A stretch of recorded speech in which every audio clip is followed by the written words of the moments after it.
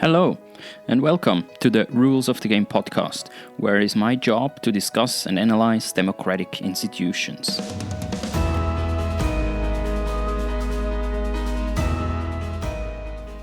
Brazil's democratic journey has been one of great hopes and progress, but also one of disappointments and distrust in democratic institutions.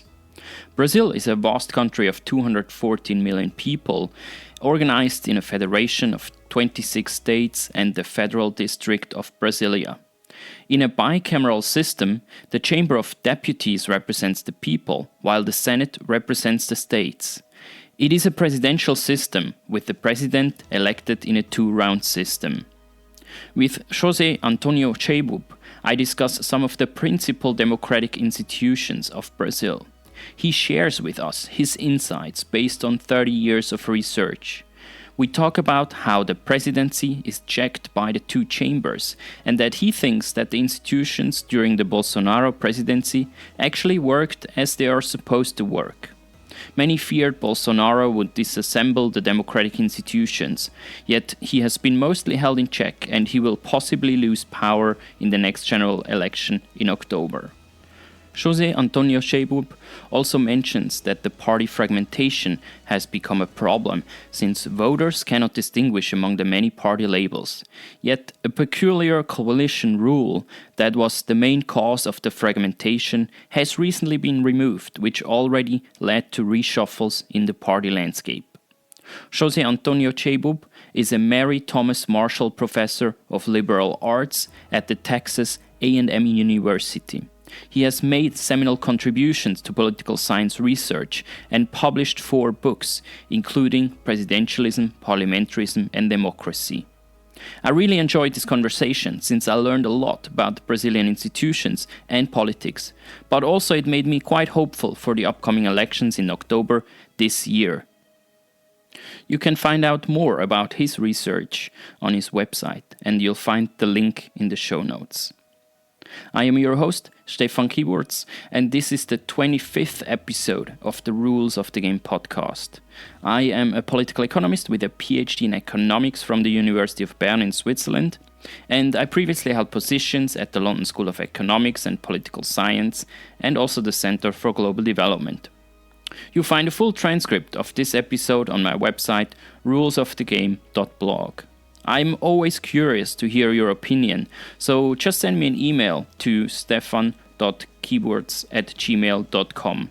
And please leave a review and share this episode with friends and colleagues. And now please enjoy this wide-ranging conversation with José Antonio Cheibub.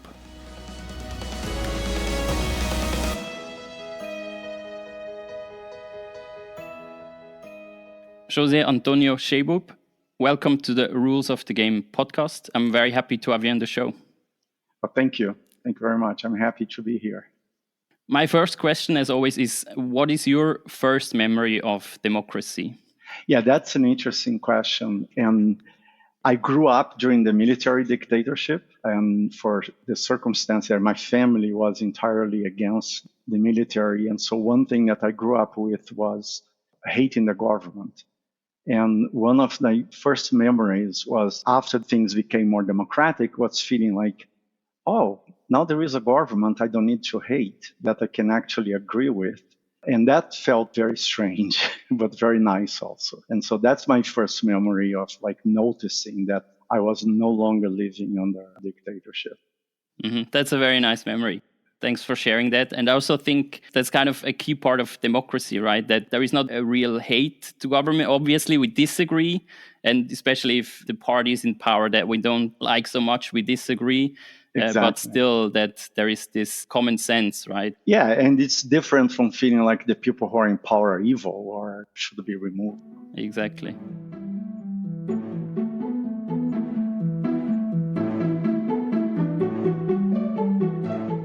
So today I'd like to discuss the democratic institutions of Brazil. And I'm aware that is obviously a big topic. There is so many aspects to democratic institutions, but I just want to discuss the main parts and let's see where we are heading with the discussion. But first of all, I'd like to ask you, from your perspective, what were historically the really key moments in the development of the Brazilian democracy? And obviously, there were interruptions with the military dictatorship, as you mentioned already. But when you look back, what were the key moments and key institutional developments? In Brazil, we tend to identify two periods of democracy, one going from 1946 to 64, which was a democratic period, and there was alternation in power at the top, in the presidency and certainly at the state level. But it was also very problematic. It lasted for 18 years only. And, and there are some important institutional issues. I think democracy became more established in 1985 in the current system. And I think the two key events there are first, the election of Tancredo Neves, who in 1985 was elected under the same rules that the military had established for electing presidents, thinking that they would not lose an election. And they actually lost, and that was very important. And then, of course, the 1988 Constitution, which is the constitution that still frames politics in Brazil. And so, to me, those are the two key events in the process. And there are like lots of bumps in the road, but those, I think, are accidents and things that happen in a democracy. Yeah, exactly. So looking a bit further back, one aspect of the democratic institutions that I'd really like to talk about is parliament, the two chambers of parliament. So Brazil has a Chamber of Deputies, which is the lower chamber, and the Senate. And the rules to elect the Chamber of Deputies were already established in 1946. So that's a very long time ago. There are 27 multi-member electoral districts corresponding to the 26 states and Brasilia, the capital. And there is also a minimum and a maximum of seats for each state. So this rule seems to be quite stable and constant. So what is your opinion and what do you think are kind of the specific problems of that system, but also advantages? I mean, the overall system in terms of a bicameral legislature and different modes of election between the lower chamber, the Chamber of Deputies, and the Senate, I think this is pretty standard in the countries where you have a bicameral structure, in particular where, like in Brazil, you have federalism with the 26 states plus Brasilia and so on. What is not necessarily standard is, as you mentioned, the degree of malapportionment in the lower chamber and in the Senate. So by malapportionment, I mean that the price of the vote is different in each of the units. So you have multi-member districts in the 27 units, in the 27 districts, but the number of seats that each district returns should be is more or less a proportion of the population so that you keep each unit represented proportionally in the chamber and not necessarily in the Senate. Let's talk first about the chamber. These rules that you mentioned about having a minimum number of seats and a maximum number of seats, they generate an inequality across the districts that was very profound in the 1946-64 period.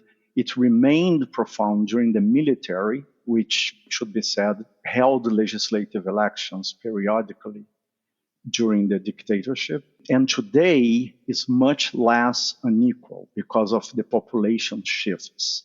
But the consequence is that a very small state like Acre, which is in the north, in the middle of the Amazonas forest, or Roraima, they need very few votes to buy a seat, whereas states like in Rio and Minas Gerais, they need many more votes to buy one seat. So fortunately, because there was a shift in population, the disparities caused by the lower number of seats, the minimum number of seats, have been corrected. Today, the one state that is really penalized is the state of São Paulo, which is the one big loser in this process, because in addition to the minimum seats, there is a ceiling that no state can have more than 70 seats.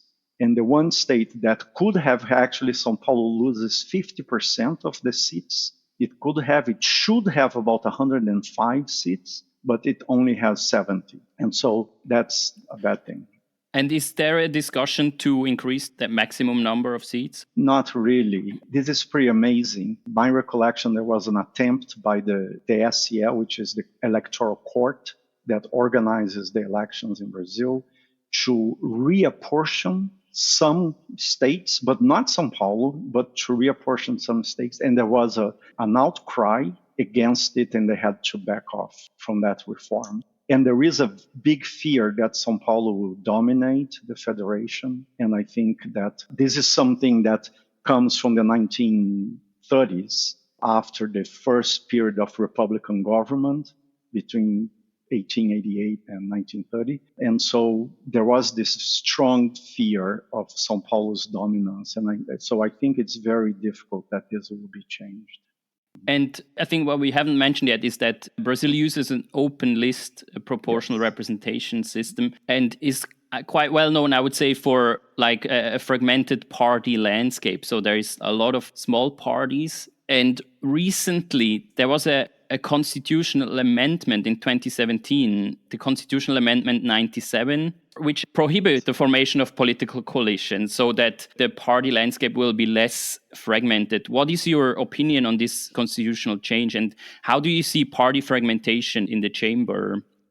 So the proportional representation systems, I mean, there are two types, broad types. One is, in list proportional representation systems. One is what we call a closed list, and one is an open list.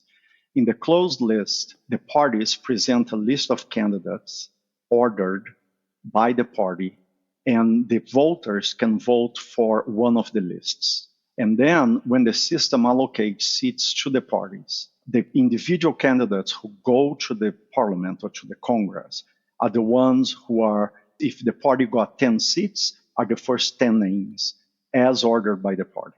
In an open list system, there is no ordering of the candidates. So the voters choose an individual candidate. Sometimes they can choose the party also, but they vote for individual candidates. And in the case of Brazil, the candidates, if the party got 10 seats, the candidates who go to Congress or to the chamber are the 10 candidates who are most voted from that list. So that's the system, and it's very similar to the way it works in Poland and in Finland. In Brazil, it is very much discussed and very much disliked, and a lot of people attribute the cause of the very extreme fragmentation in Brazil to this particular system. Now, you mentioned that in 2017, there was this constitutional amendment that prohibited or changed the way that coalitions could be formed for the legislative elections for the chamber. So the coalition rule that existed before was, in my opinion, absolutely bizarre. It was that rule and not necessarily the open list system that allowed for the survival of many many very small, even micro political parties. And because that rule allowed, through a complicated process, but allowed some small parties to come together with one large party, and these parties would present very small lists, but when the distribution of seats that were given to the coalition would be made by ranking all the candidates from the different parties in order of votes that they received as a person. And then the candidates from these small parties would do relatively well individually, but if they were not in a coalition, they would not be able to get even one seat. So it is the coalition that allowed them to meet the minimum threshold. So the discussion is that it is the system, as the open list PR system, that causes the fragmentation.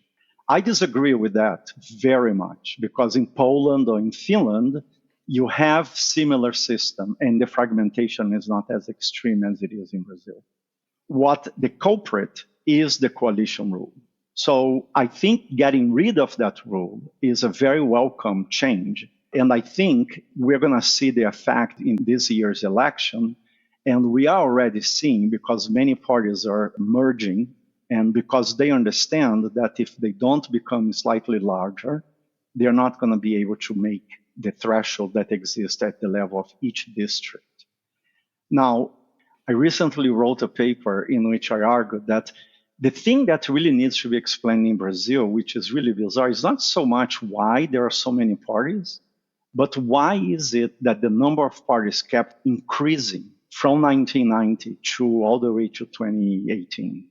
And this is very contrary to what happens in many other democracies. Usually, democracies start with a large number of parties and then they kind of coalesce. So anyway, the story that, to me, it's not only the coalition rule, but it is a system of financing of political parties, the incentives that it creates, the fact that parties in Brazil, although they are very hard to create, contrary to what we may think, given the proliferation of parties. And just to give you an idea, Bolsonaro tried to create a party 2 years ago so that he could run for the re-election. And he had to abandon that idea because he failed to meet all the requirements to create a new party. But these parties never die. Once they get the minimum requirement for existence, they are available in the districts for people to come and run. So in this paper, we try to argue that it is what really causes it is the incentive that individual legislators, individual candidates have to run under a small label that is already available to them. And that leads them to then generate this increasing fragmentation. So I think that the end of the coalition rule is going to reduce the number of parties, but some of the incentives to continue running under relatively small parties will still remain. And so we're not going to see an effect as profound as we should have seen. But do you think, let's say, compared to the US, where you only have two parties now, Brazil is really a very different case where you have so many small parties. Do you see kind of an optimum? There's the argument in a presidential system that with a lot of small parties, it's much harder for a government to find consensus. So do you see really that fragmentation is a big problem and it should be reduced? But maybe there is also the view that you don't want to end up in a two-party system. I personally favor multipartism. And I don't see fragmentation as being intrinsically problematic, especially in Brazil, where research has shown that the executive is able to create very strong coalitions. And then these coalitions are able to govern, and they support the executive and they pass legislation. So Brazil, in spite of the fragmentation, it has not been a system plagued by inaction or deadlock. I mean, a lot of things changed in Brazil since the 1988 constitution, and they changed because there was this coalition that was able to support, some coalition that was able to support these changes.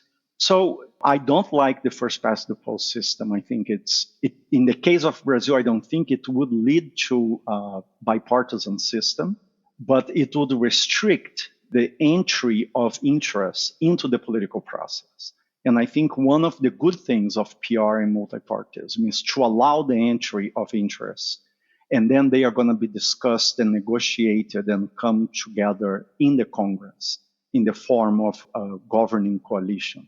What I think is true is that Brazil just became too fragmented, and there is no way the number of parties that exist in Brazil now represent anything that is meaningful. I mean, there is no interest associated with these parties. They're just labels.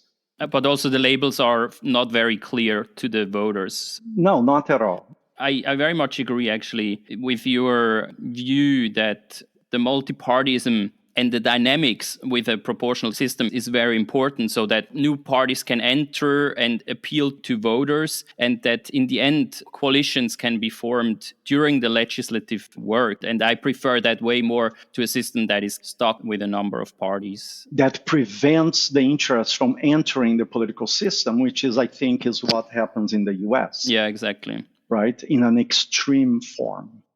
You still briefly mentioned the party financing. So that is also a result of the open list system, that the candidates, they want to appeal to the voters. So they try to invest a lot of money to actually have that visibility. Is that an element of Brazilian politics? It is an element of Brazilian politics, but I think people also tend to take what appears to be an easy explanation and they just accept it too easily. So the line that goes now is that one of the sources of corruption in Brazil is the legislative elections, because they require candidates to reach out to source of financing that are illegitimate, because they need to differentiate themselves from their own co-partisans, so that the vote that a voter gives to their party goes to him or herself and not to my co-partisan, because I need to end up at the top of the list. I find that this is a very misguided argument and actually wrong. I mean, to begin with, I think it's become plenty clear in the past years.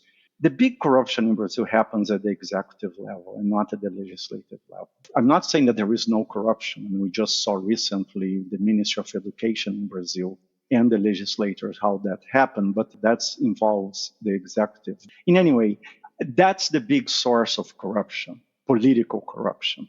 I think parties in Brazil, they have an incredible amount of public resources available to them. The recent legislature made it sure that these resources increased by a factor of 2 at least, with a ridiculous amount of money, like billions of reais, being allocated to the parties to be spent in elections. So Brazil is a good example of how thinking that the solution for money in politics is to adopt public funding of elections. That's not necessarily true, because, I mean, it shows that the politicians can actually come together and just take a lot of this money for whatever they want to use. And that's what the majority in Congress did more recently. So there is a problem of oversight by the Electoral Court on the accounts of parties and candidates. They have a good system in practice, but it's a system that doesn't work. I mean, in theory, but it's a system that doesn't work in practice. So I do not believe that the problem is structural, as some people believe. It doesn't have to do with the electoral system. Research shows that corruption, for example, there is no agreement among political scientists which system is more corrupt, whether it is open list PR or closed list PR. One thing that it is true is that the systems that have open list PR believe that the solution is going to be to adopt closed list PR. And the systems that have closed list PR, like in Argentina, they believe that the solution is to adopt open list PR. It's just 2 different forms of corruption. But corruption will be there, but not because this is in Brazil or Argentina, but because it is everywhere where you have elections. I mean, in the US, in Italy, in France, in Germany, and, you know. Yeah, personally, I prefer still the open list system because it gives a bit more flexibility and I think less power to the parties. This is one thing that I joke with my friends when people say we should give more power to the parties in Brazil. And I shake my head and I said, do you want these people to have more powers? I particularly don't. I mean, I don't think they are, I don't trust them for that. I totally agree with that.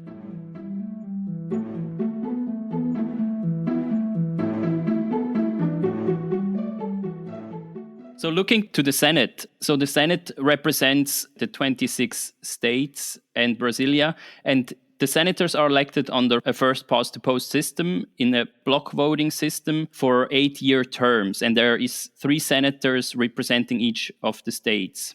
Yes. So I recently talked about Chile also on my podcast, and there was a huge discussion now when they write a new constitution. What happens to the Senate? Should it be abolished? And now they came up with this Chamber of Regions. So what is the acceptance of the Senate in Brazil? And where do you see problems? What's your opinion on the Brazilian Senate and how it is elected? First of all, I should say, I don't really know what the public acceptance of the Senate as an institution. My guess is that it is as low as it is of any institution in Brazil, political parties, the Congress. This is true in Brazil and it's true everywhere. I mean, the public does not really trust the democratic institutions that are in place. Having said that, we can say something about the Senate in its structure. So the thing is this.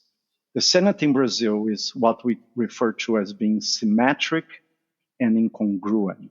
It is symmetric because it has the same powers as the Chamber of Deputies, a little bit like in the US.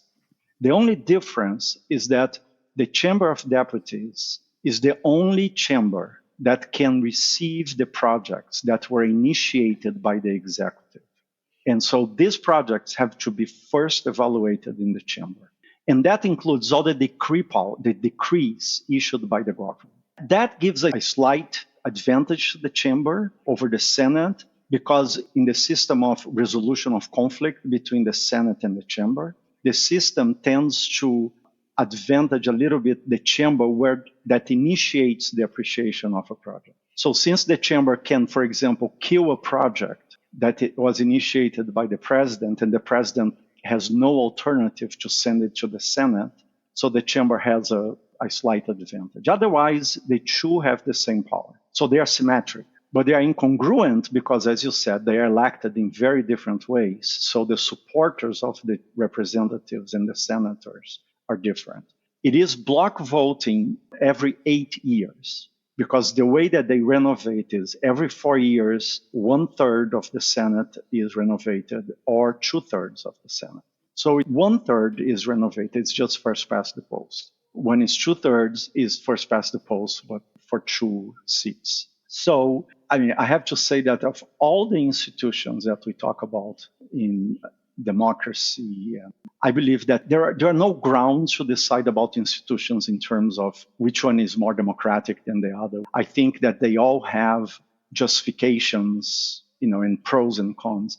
But the only institution that I still cannot find a reason and something in favor is the Senate. The only thing I know about the Senate is that it is a very anti-majoritarian institution. Even if it is symmetric, to the extent that they are incongruent, what the Senate does is that it requires that a supermajority approves every bill. And I don't see a reason for that. And so I am not a huge fan of the Senate, although during the Bolsonaro government, the Senate wasn't too bad because it kind of served as a brake on some of the worst proposals that came from the government. But then again, I don't think the period of Bolsonaro conforms with anything that ever happened in Brazil. It's not normal politics because, the institutions are there and they operated. But when you have a president, with the powers that he has, who has such extreme policy preferences and so much disregard for the institutions, things cannot be working as normal politics. So everything changed with the impeachment of Dilma and the ascension of Bolsonaro. Hopefully, after this year, things are going to go back to normal.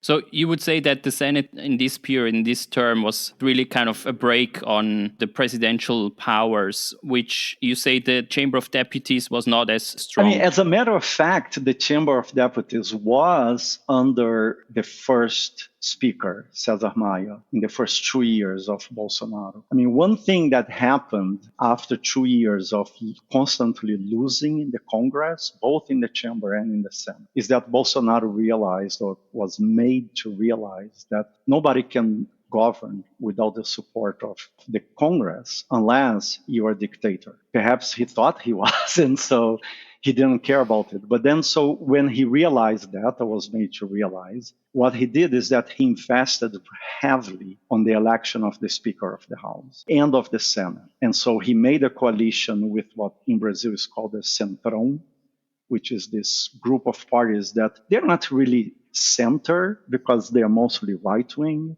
but they're called Centrão in the sense that to denote the fact that they are about cannibalizing the state. They want to have access to the perks and to the budgets so that they can distribute it to their supporters. And so he made an alliance with that. He was able to make the Speaker of the House and the Speaker of the Senate, and that completely changed the game, and he became much more successful in legislative terms than he had been in the first 2 years.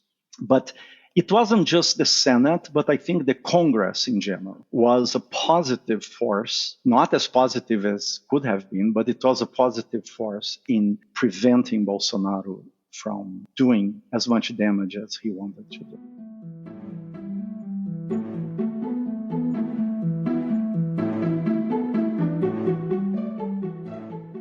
Was there an attempt to take away also powers from the president as an institution, or was it more in policy questions that they were breaking him down? I think it was more in policy questions. And unless I'm forgetting some episode that happened, which is very possible, my sense is that people do not believe when it comes, we have to distinguish the rhetoric from what really happens, right? We all know that. So the rhetoric is that the president is a dictator, he or she is too powerful, but I think everybody is more or less satisfied, and they understand that in a country as large and complex as Brazil, this is true, I believe, in general, but it is particularly true in a country like Brazil that's diverse, it's large, complicated, to have an executive that can operate as the leader of the legislative coalition that will support a policy program. This has been observed under Cardoso,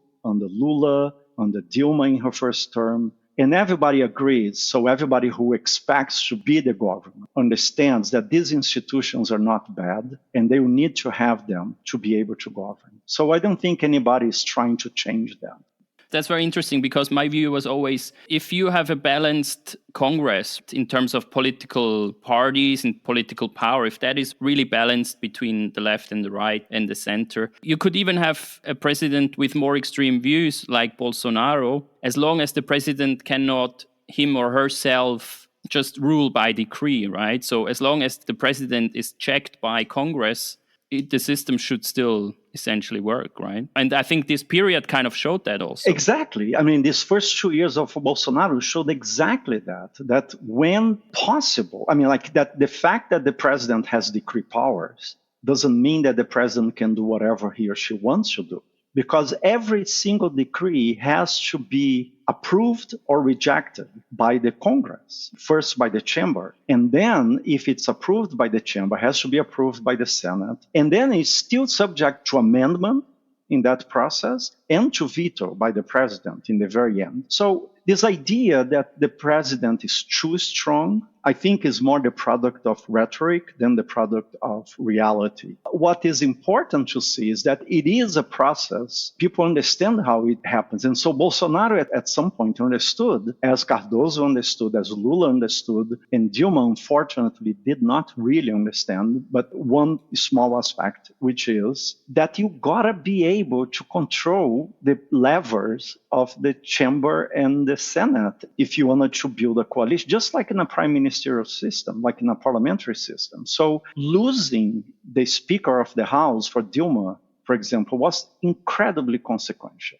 when she was not able to elect somebody who would support her. And Bolsonaro saw that not having an ally in that position also was hindering whatever he wanted to do. And then he fixed it by investing everything he had, in a terrible way, but not in an illegal way or an unconstitutional way, but terrible just because we are against him. But maybe if it were a president I liked, I wouldn't be unhappy about it. Right. And he had to find compromise, right? So he had to work with the system to get closer compromise or a coalition with the speaker. Yeah, and we know that the only reason that's the one event that I'm kind of forgetting, that the only reason he did that is not because he cared about policies, but he needed to protect himself against impeachment. And because the initiation of the impeachment is entirely in the hands of the Speaker of the House, because there are 60 requests for impeachment sitting in his desk that he does nothing about. So the reason Bolsonaro did it is because he wanted to protect him and his sons. Now, the fact that there is somebody in Congress, the Congress is composed of people like those people who compromise. But the fact is, it was a compromise. He couldn't just force it and tell these people what to do. He had to give them something. And that's very important, right? Yeah, I think that that's very important. And unfortunately, and this is the thing I think a lot of us, political scientists and people in general, lay people and so on, we have this idea that deep inside we would like to have a dictator. And we have a hard time accepting that in a democracy, things are going to move slowly. They're not going to happen like between today and tomorrow. And sometimes we're going to lose. And we have to live with it. So the question also of presidentialism versus parliamentarism came up in Brazil's history as well several times. So there were two referenda, actually, one in 1963, when there were two questions about moving back to a monarchy versus a republic and introducing parliamentarism versus presidentialism. And then in 93, again, there was a referendum on introducing parliamentarism, which was rejected by quite a large majority. And then in 97, actually, the re-election possibility for the president was introduced. Does that show you, like, in terms of institutions? So the presidency seems to be really an institution that people also support, even though these were obviously the referendums are a long time gone. Yeah. But is that your view of the presidency as well? I mean, I feel like, in this debate about presidentialism, parliamentarism, I kind of have a quirky view, and I'm very conservative in the sense that what I really believe is that either system can work, but that the status quo is just too strong for it to be changed under democratic conditions. I mean, every time that a system moved, almost every time, and first of all, there are very few cases of changes between parliamentarism and presidentialism or vice versa. The few cases that exist happen either because there was an authoritarian interregnum between the two cases, like in Kenya or Ghana or Sri Lanka, or because there was a fear of a democratic breakdown. That was the case of France, that went from parliamentarism to semi-presidentialism, and it was the case of Brazil in 61, and the plebiscite in 63 was the compromise that they found to the fact that nobody wanted that system. But that system was the compromise that they found with the military to prevent the military from intervening in politics. So I don't take that change as, it wasn't certainly a programmatic change to a decision to adopt it. In 93, it was this because the parliamentary group in 88, in the writing of the Constitution of 88, lost, and they found a way to kind of create that one lifeline to see if they were able to change. But the power of inertia is too big for people to want to change. So I personally think that in principle, there is nothing wrong with presidentialism, as there is nothing wrong with parliamentarism. And there are terrible presidential systems, and there are terrible parliamentary systems. I mean, just look at Italy in the post-war period, or France in the Fourth Republic, or Thailand, multiple coups, and so on. So, and then you have bad presidential systems, but you have good. I mean, Chile being an example. I mean, I was amazed with Chile because if there was one presidential system that was sort of working, was Chile. And all of a sudden, they're talking about moving, changing it, and I kind of couldn't understand it. But they didn't, because nobody does, under democratic conditions, because the people who have to vote for it are the people who did well under the system that they want to change. I think the 97 constitutional amendment that allowed for one re-election of the president brought the country into the pattern that exists today in presidential systems. I mean, it started with the two-term election. So the vast majority of presidential systems today are two-round elections in which, by popular elections, in which if the president, no candidate makes more than 50% of the vote, then you have a second round with the top two, in which case one of them necessarily will get more than 50%, unless there is a tie, which is super unlikely. Now, this became the norm, and now, with one re-election. It is not a copy of the US because the US remains the only presidential democracy in the world, the only presidential system in the world that has an indirect election for president. And actually, it's probably the worst system for electing presidents. So I don't see it as a big problem. And I would prefer to have no term limit if we could be assured that there would be an oversight body that would be able to prevent excesses for the incumbent. But I don't think that that is something that can be created in the short run. I think I see it as a good development, actually. I don't see it as a bad development. Also to bring some stability into the executive, right? With the possibility of re-election. What this system became, if you come to think about it, given one thing we know is that incumbent presidents who run, they tend to win. But they don't always win, as we just saw in the US, right, with Trump.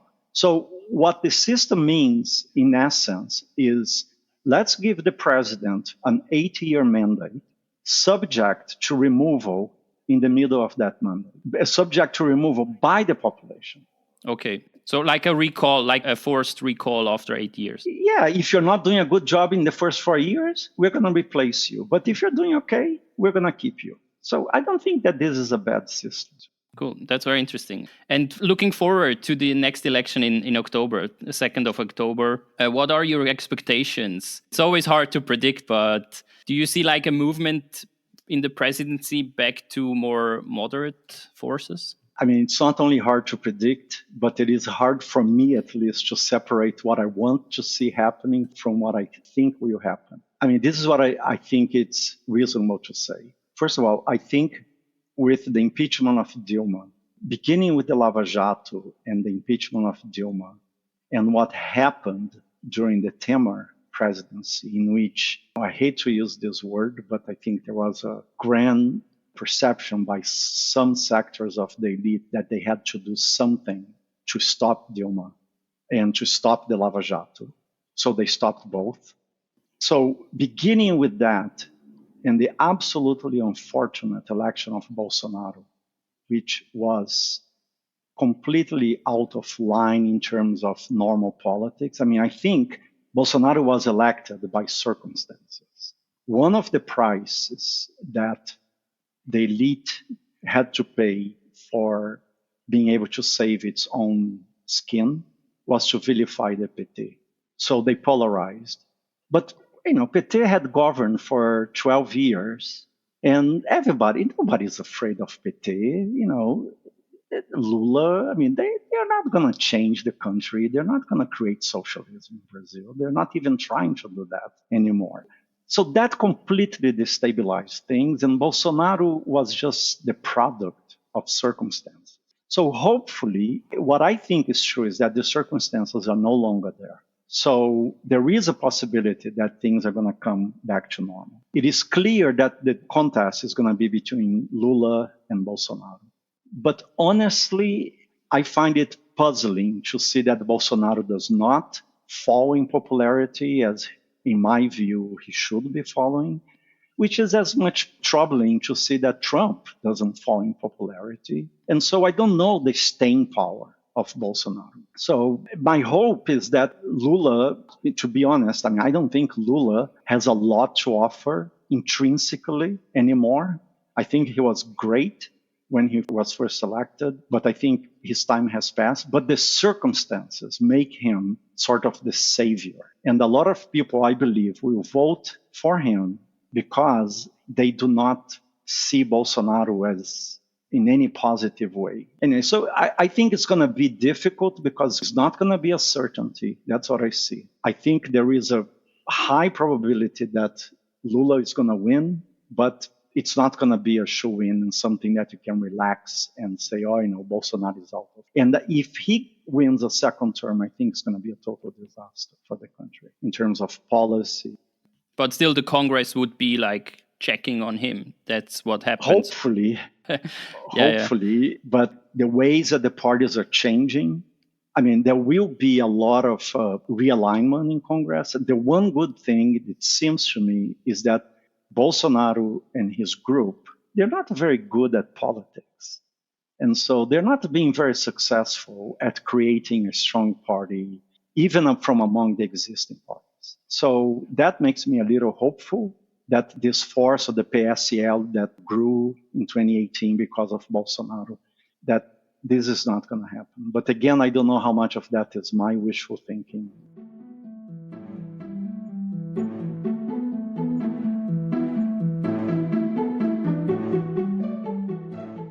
Thanks a lot for sharing all these thoughts, opinions, and analysis. That was really super interesting. You're very welcome.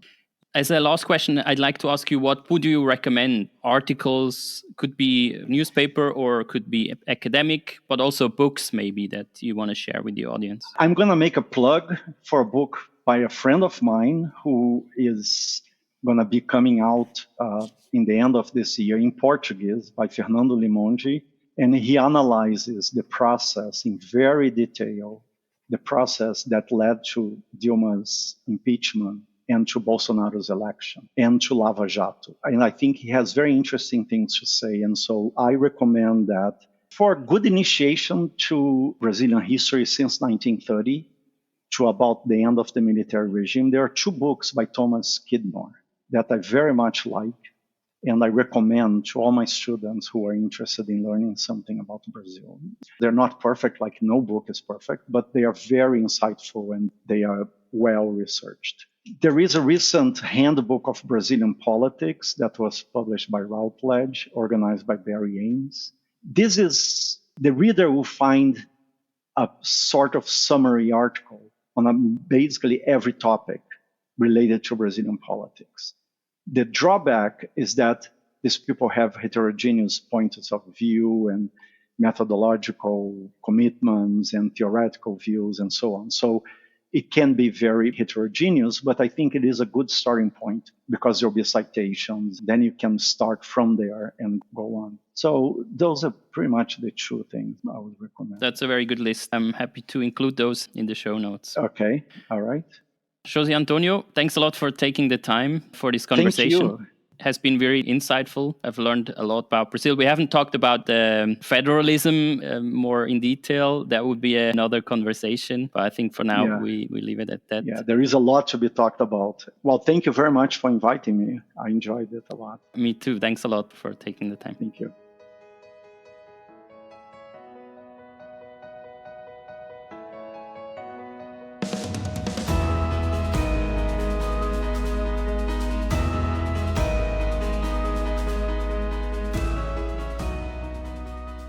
Thanks for listening to this episode. I really appreciate you've taken the time. If you enjoyed it and you'd like to help support the podcast, please share it with others, post about it on social media, or leave a rating and a review. It really helps my message to get heard.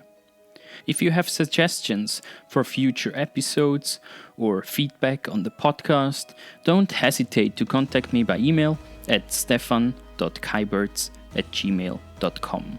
I'll put my email address in the show notes. To catch all the latest from me, you can follow me on Twitter at Skyberts, that's SKYBURZ, and on LinkedIn. Thanks again, and I'll see you next time.